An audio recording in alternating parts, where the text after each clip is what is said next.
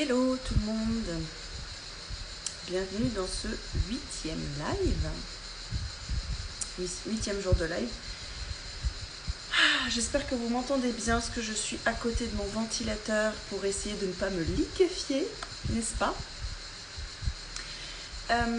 Aujourd'hui je voulais vous parler de la notion de choix, de la peur que l'on a de faire des choix, de ce que ça implique dans notre vie de faire des choix.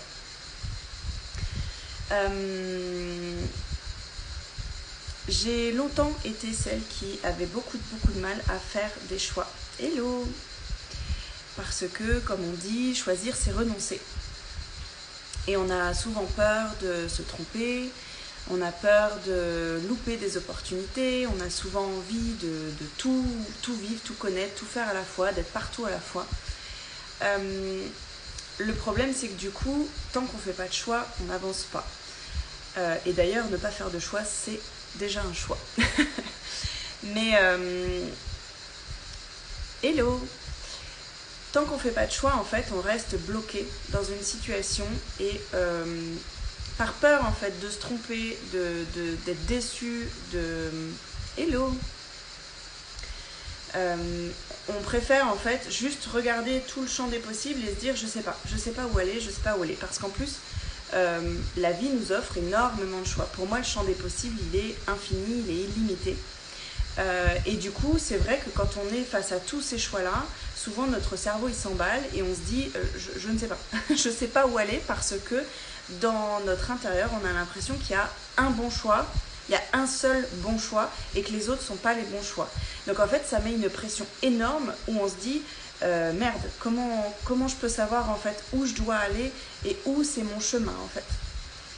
J'ai beaucoup travaillé en fait sur cette notion de choix parce que comme je vous disais, moi j'avais beaucoup de mal à faire des choix avant.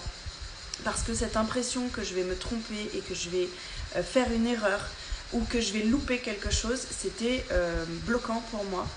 Et du coup, je me suis empêchée de vivre beaucoup de choses. Et ce que j'ai compris, en fait, c'est qu'il n'y a aucun mauvais choix. Jamais. Tous les choix qu'on fait dans la vie, en fait, on les fait pour une raison. On les fait parce que, à ce moment-là, c'était le meilleur choix pour nous. C'est pas que c'était le bon choix, c'est que c'était le meilleur pour nous. Alors oui, parfois, ça veut dire aussi qu'on prend des chemins qui sont vraiment pas confortables et on s'en aperçoit après coup, mais parce que on a fait ce choix, on a fait ce choix par le biais de nos peurs, de nos croyances, de nos limites, de nos schémas inconscients, etc. Salut Aurélie! Ce qui fait qu'en fait, on a peut-être choisi un chemin qui était peut-être un tout petit peu plus sinueux que ce qu'on aurait pu avoir si on avait choisi un autre chemin. Mais tout est ok parce que quand on voit la vie de cette manière-là, en se disant que quel que soit le choix et le chemin qu'on va emprunter, ce sera le bon pour nous parce que ce sera exactement ce chemin-là qui nous mènera vers ce qu'on doit comprendre de nous en fait, ce qui doit évoluer en nous, ce que l'on doit faire grandir en nous en fait. Et moi maintenant, je ne vois plus ça comme, je sais pas, peut-être plein de portes en fait qui sont toutes fermées devant moi et en fait il faut que je choisisse la bonne. Je vois plutôt ça comme des chemins en fait, tous plein de chemins qui s'ouvrent à moi et je sais qu'en fait quel que soit le chemin j'arriverai à mon objectif. Alors certes il y a des chemins qui seront très longs, il y a des chemins où je serai assise sur un cactus où ce sera vraiment pas confortable et il y a peut-être des chemins où je serai super confortable et le chemin sera très court et beaucoup plus direct pour arriver à mon objectif, mais la finalité est que à chaque fois je sais que quel que soit le choix, quel que soit le chemin, j'arriverai à mon objectif. Et ça change tout en fait, quand on perçoit la vie comme ça et quand on perçoit le champ des possibles et les choix comme ça, parce que on arrive à se décider beaucoup plus vite aussi et à ne pas se laisser embarquer par et si c'était pas le bon chemin, et si c'était le mauvais choix, et si je me trompais, et si je le regrettais. D'ailleurs, cette notion de regret, c'est pareil.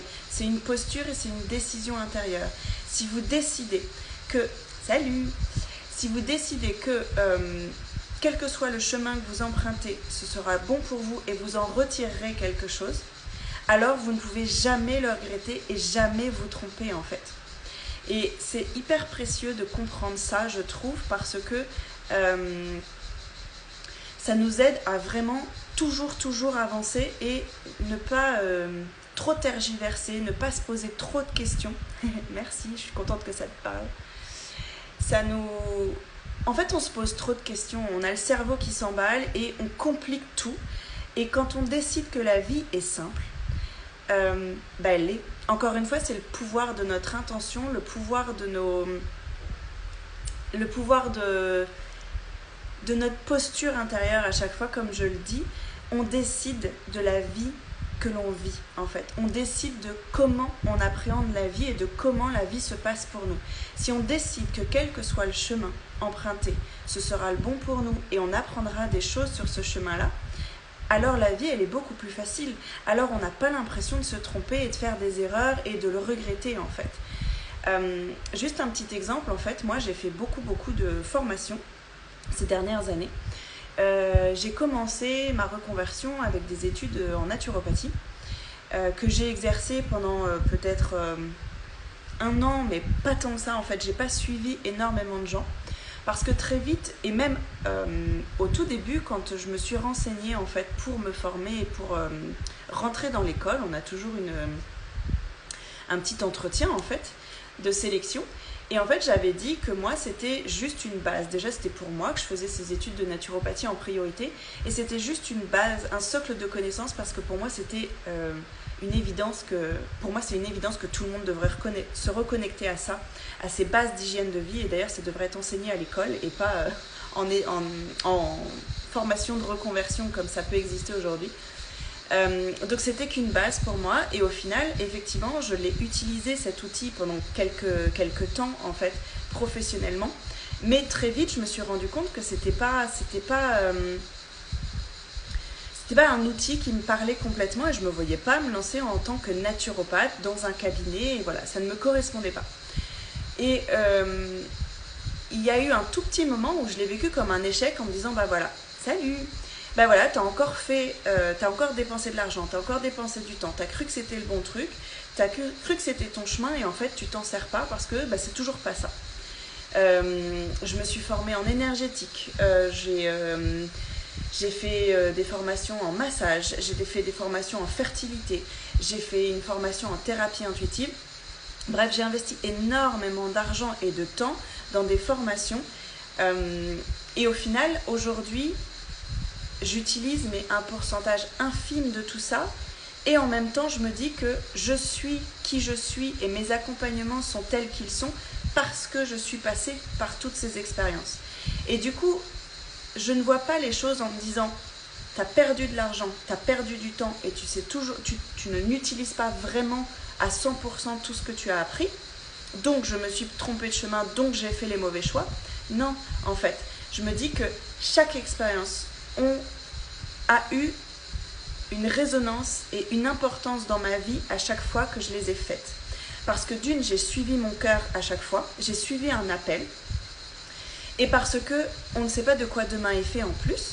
Donc tout ce que j'ai pu apprendre, de toute façon, je m'en sers et j'en fais un mix à ma sauce pour moi offrir ce que j'ai à offrir au monde avec tout ce que j'ai appris. Et même avant, en fait, j'ai fait un bac+5 en économie et gestion, j'ai un bac+2 en mathématiques appliquées, enfin bref, j'ai fait des choses que je pourrais me dire, j'utilise pas du tout aujourd'hui. Oui, mais toutes mes études, mon bac+5 en économie, marketing, gestion, mathématiques appliquées, etc., ça me sert moi en tant qu'entrepreneur aujourd'hui pour gérer mon entreprise. Donc ce n'était pas une erreur, ce n'était pas un mauvais chemin, ce n'était pas un mauvais choix, puisqu'aujourd'hui j'en utilise une partie en fait de ces apprentissages, de ces études. Et